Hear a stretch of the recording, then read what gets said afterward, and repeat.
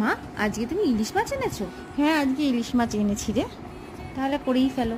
কিন্তু এখন আর আগেকার মতো ইলিশের স্বাদ বা গন্ধ কিছুই নেই। না, আগেকার মতো স্বাদ কি আর পাওয়া যায়? তোর কি মনে আছে দাদু সেই ডায়মন্ড হারবার থেকে ইলিশ মাছ নিয়ে আসতো? হ্যাঁ, মনে থাকবে না? যা সুন্দর খেতে ছিল।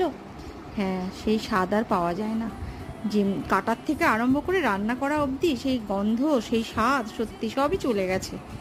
তবুও তুমি চেষ্টা করো আগের মতো করার। হ্যাঁ, দেখি হয়েও তো যেতে পারে। ইলিশ মাছটা আজকে ভালোই আছে, রান্নাটা করেই ফেলি ভালো করে, বুঝলি? ভাজলে যখন তখনই কিন্তু আমি গন্ধ পেলাম, গন্ধটা বেশ ভালোই লাগলো। সর্ষে পোস্ত দিয়ে ভালো করেই করি, দেখ কেমন হয় খেতে। টেস্টিই হবে, তুমি যখন করেছো। দেখা যাক, খেয়ে বলবো।